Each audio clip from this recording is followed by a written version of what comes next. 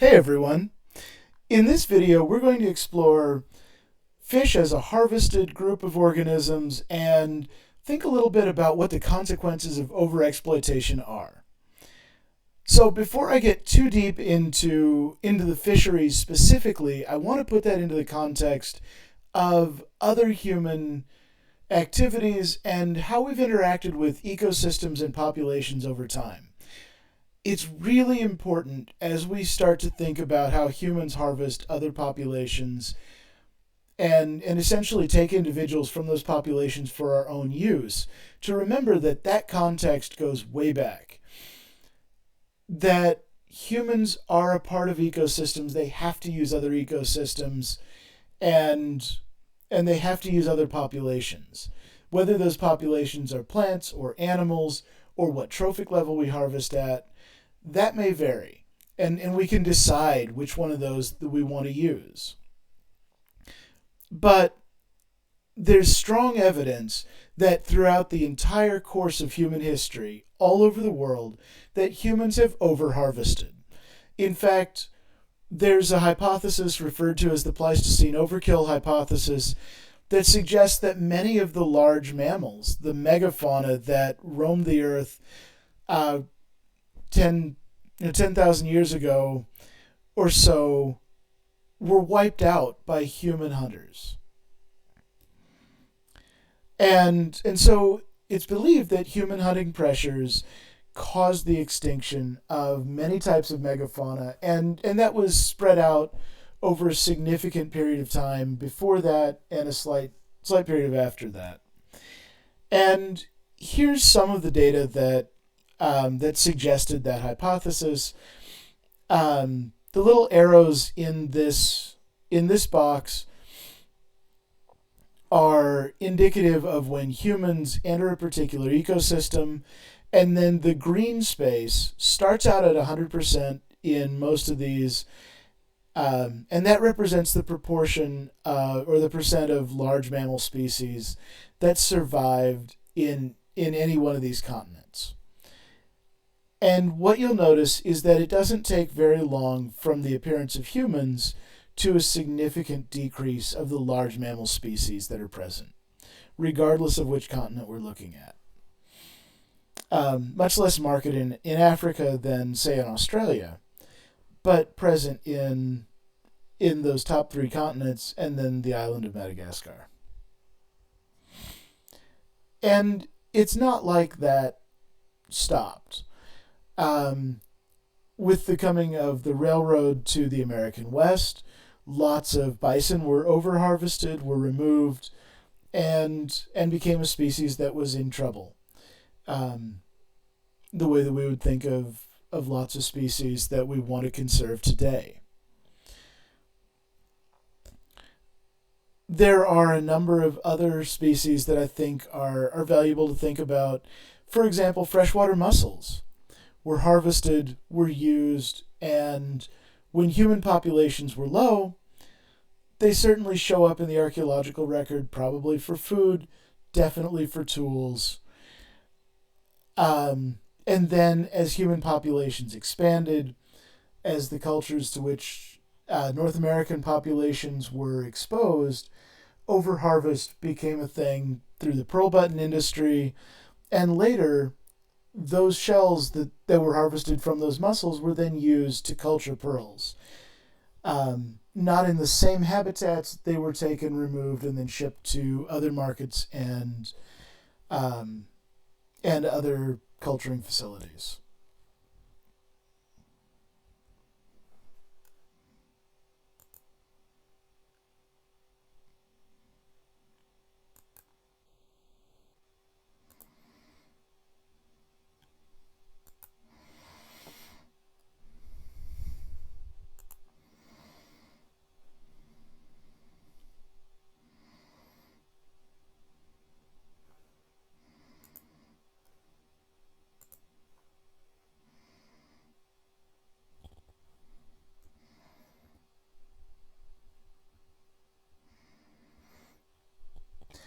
All right. And here are a couple of historical images that really put the level of that harvest into perspective. So these piles that you see in these images are actually mussel shells. And in fact, remnants of those harvests remain today. So this is a series of photographs that were taken just a few years ago from a facility that's been closed for nearly a century. So overexploitation in fishes is both the fishery itself, that particular fish that's being harvested, but also something called bycatch, which is all the other fishes, marine mammals, turtles that are pulled up as we try to take a target species. I think it's also important to remember that there are lots of other ways that we harvest populations. Hunting, collecting goes on now. Collecting has changed, but people still collect animals for zoos, for aquariums, and for the most part, those have morphed into really conscious organizations that are doing great things. But there are still people who are acquiring those wild animals for personal reasons. There are unsustainable forestry practices, and in a lot of cases we think about that as a whole habitat thing, but there's a population element to that as well. And there are a number of results from those types of practices. One is that the populations themselves are less stable, but also they reduce the influence of important populations on ecosystem services. So some of those populations used to render ecosystem services and don't. Some of the community interactions that were important in those ecosystems fail as a result of those losses of populations or significant portions of the populations. So as sort of a way to look back on the history, here's a data set that goes back to the 1850s, and it looks at the number of landings of cod off of Newfoundland, and it looks like fisheries are going really, really well. Catches are increasing until they're not. So this is sort of the classic example of what it looks like when a fishery is overharvested. And if we look, for example, at European harvests of fish, there are significant problems there as well, right? So this is a global problem, and in a lot of ways, a lot of fisheries are affected as a sort of tragedy of the commons.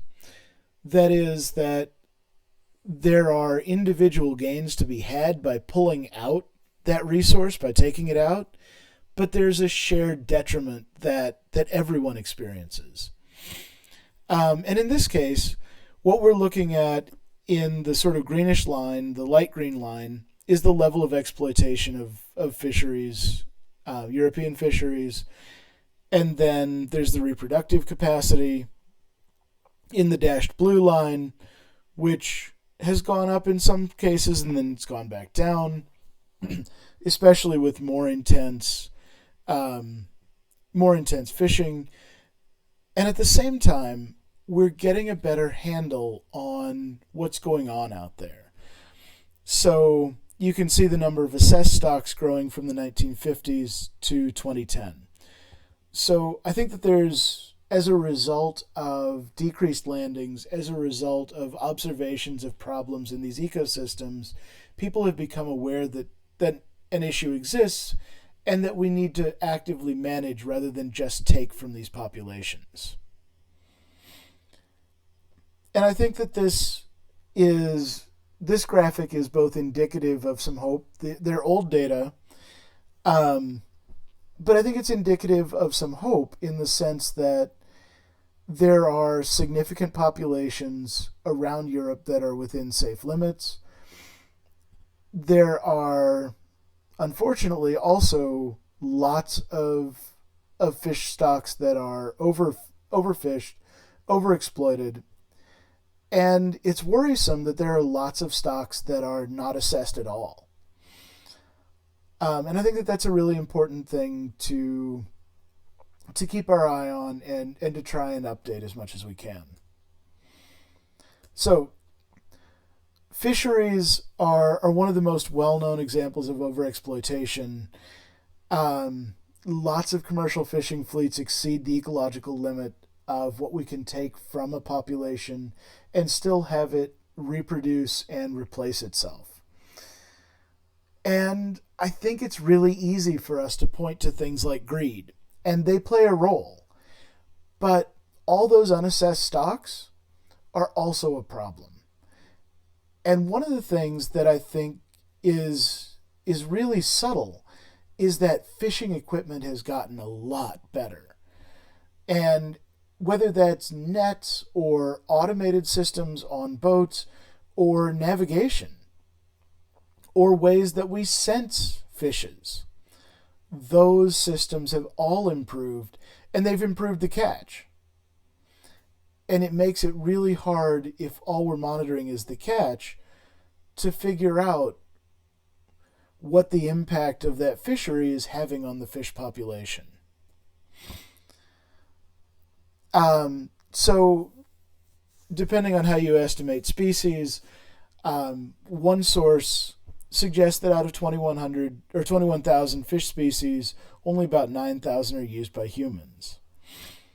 And there are some species that are far and away more harvested than the vast number of other species that are available out there. And certainly we've seen that a lot of this talk is going to focus on marine fisheries, but at the same time, that's happening in large inland fisheries as well, like in the Laurentian Great Lakes in North America. It's also an important point to know that 80% of fish that are consumed in the U.S. are harvested elsewhere.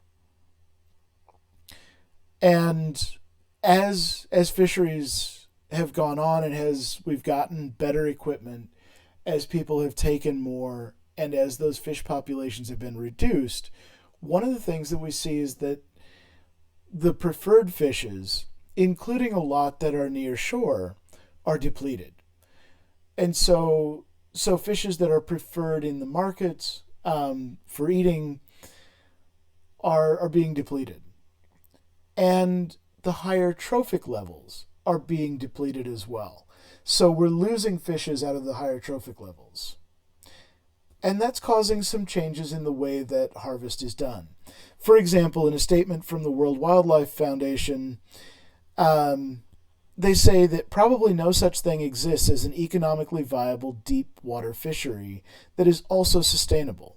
Similarly, international agreements to reduce fishing capacity, to remove subsidies, which encourage overfishing, to encourage cooperation in management of fish stocks, and flag states to take responsibility for their vessels fishing on the high seas, appear to have gone largely unheeded, to the detriment of deep sea species and their associated ecosystems.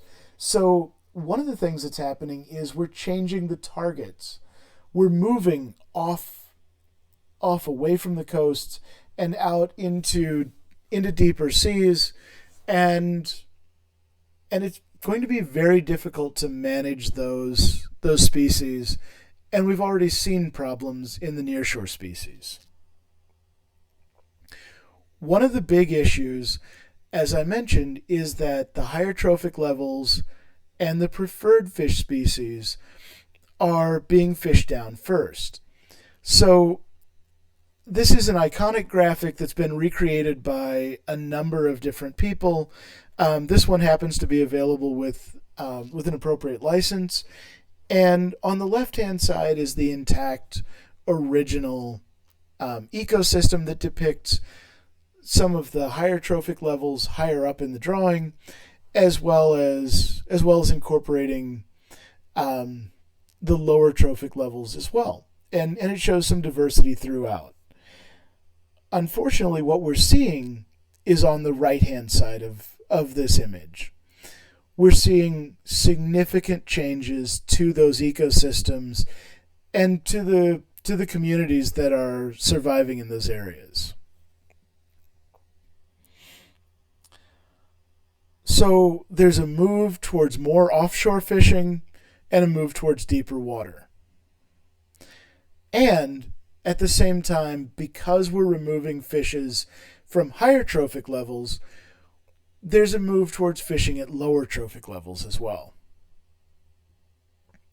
So why is that a big deal? Obviously, losing our preferred fishes is a problem. People want those fishes. But there are other things that are happening too. For example, as we move up trophic levels, we're losing energy. And so to harvest at those higher trophic levels, we tend to see those are larger fish. And that's because they're predators, right? Those fish have to be larger in order to consume the smaller fishes. Parasites can get away with being smaller than their hosts, but predators oftentimes, especially in fisheries, are larger. So there's a larger average size, but it's important to remember that there's a lower average biomass as we go up the trophic levels. And that's because there's some inefficiency in those ecosystems, right? So there's a lot of metabolic effort. There's a lot of energy that's being lost each time we transfer up the trophic system. And so it takes a lot more to support one of those big fish than it does to support one of the smaller fishes or zooplankton. There's also the idea that there's a trophic cascade that can be kicked off. And a trophic cascade is something where the biomass of different trophic levels is being influenced in a top-down way, and it's being passed across trophic levels. And I want you to see what I'm saying here.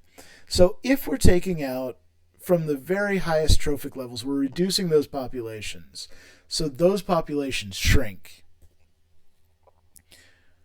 Well, that means that they're not going to be doing as much control on the next trophic level down.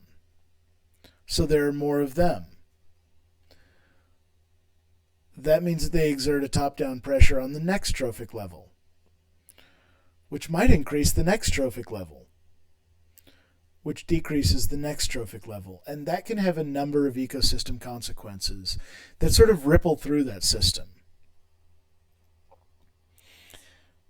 One of the consequences may be increases in the number of jellyfish, which for the most part are not really exploited populations, are not species that we have any desire to use, nor are there really a lot of current uses for them.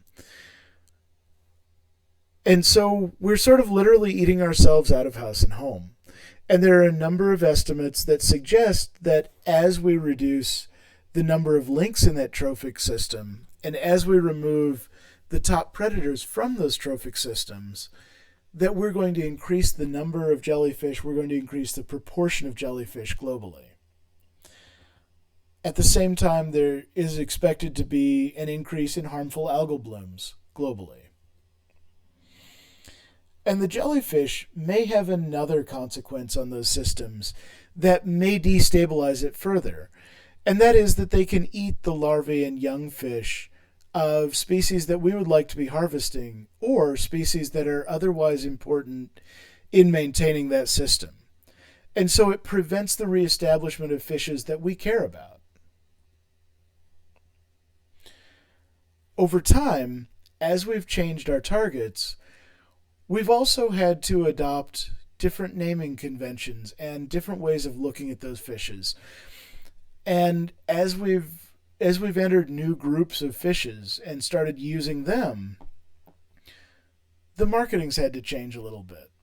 For example, the unappealing Patagonian toothfish became the Chilean sea bass. The slimehead, the orange roughy.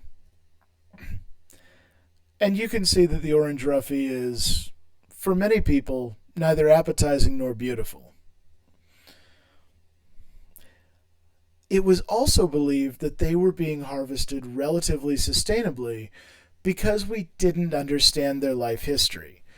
And what I mean by that is that it was believed that they matured early, they reproduced quickly, and it turns out that those are not necessarily true. It's believed that the orange roughy may mature at 30 years old or older, and they might live to more than a century, which is very different than some of the original estimates of what was going on in those populations. Add to that their reproduction may be more sporadic than once believed, and we have a population of fishes that probably can't tolerate very much exploitation at all.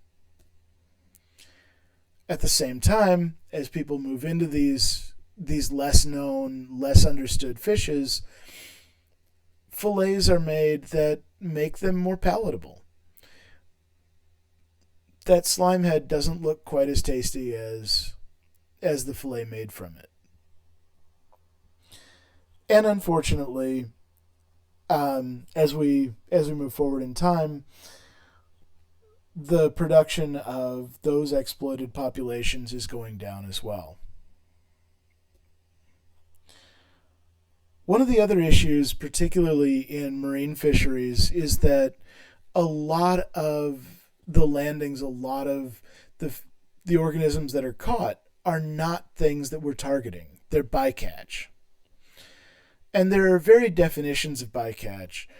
It may be non-target species that are killed and wasted. It may be non-target species that are killed and sold. Or maybe target species but non-target groups. So it may be that the males or females of a species are normally harvested, but you catch both sexes. Or you catch young individuals when primarily the old ones would be on the market.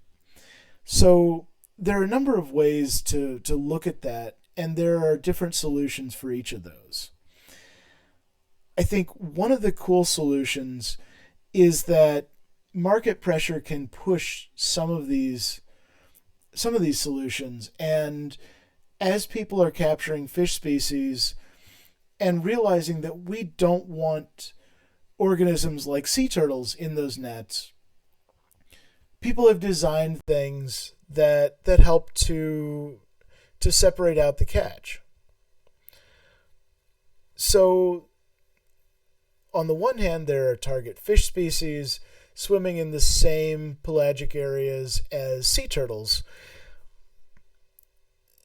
and nobody really wants the sea turtles caught for the most part.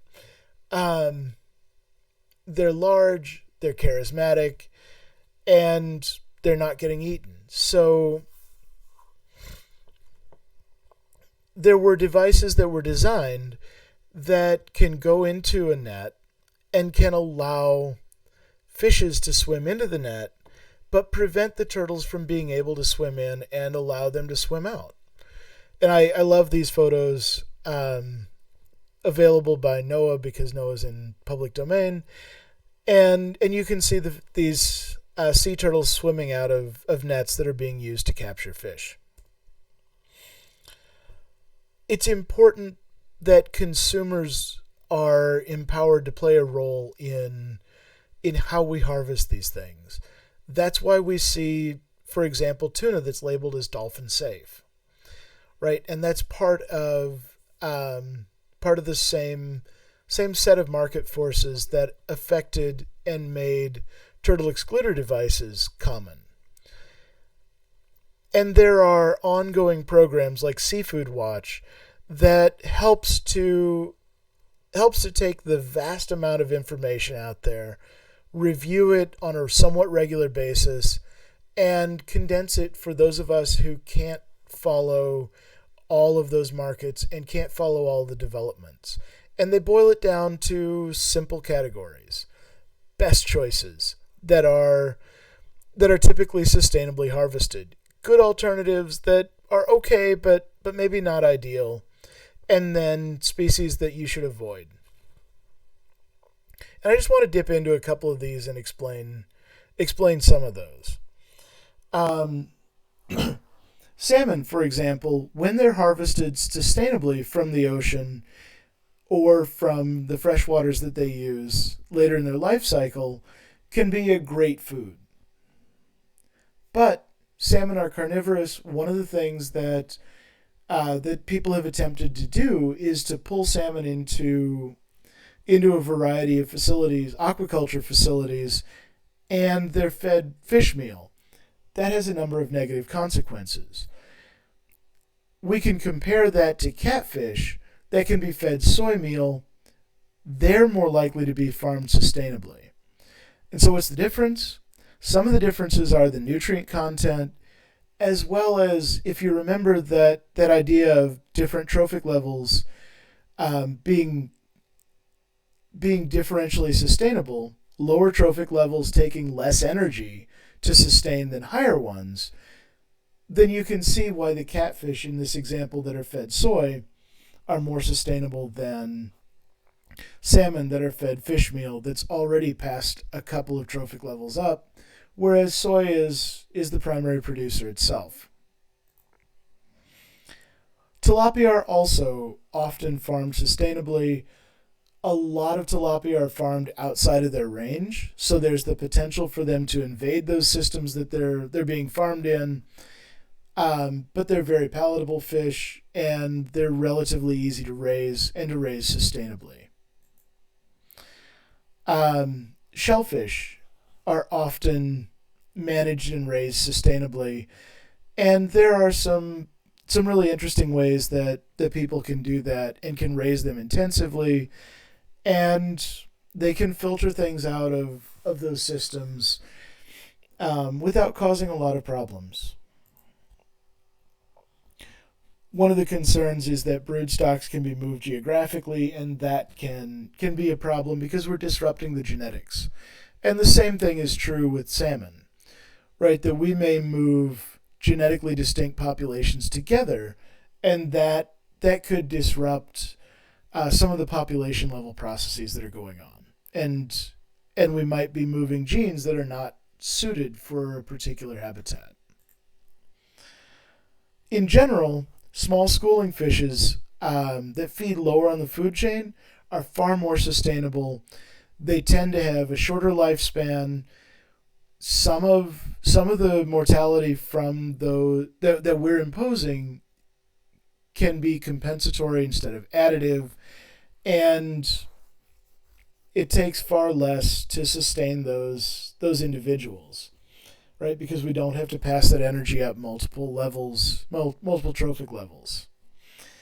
So those are oftentimes a really good alternative as well, even if you don't fancy anchovies on your pizza. So I think in conclusion, we can manage fish and fish harvest for abundance, but it's really important that we think very carefully about those populations, that we better understand how those populations function, and that we really invest the resources required for us to deeply and consistently understand how those populations are working. So I hope that this has helped you think a little bit about how we interact with fish populations and other wild populations that are harvested. And thank you very much for tuning in. Have a great day.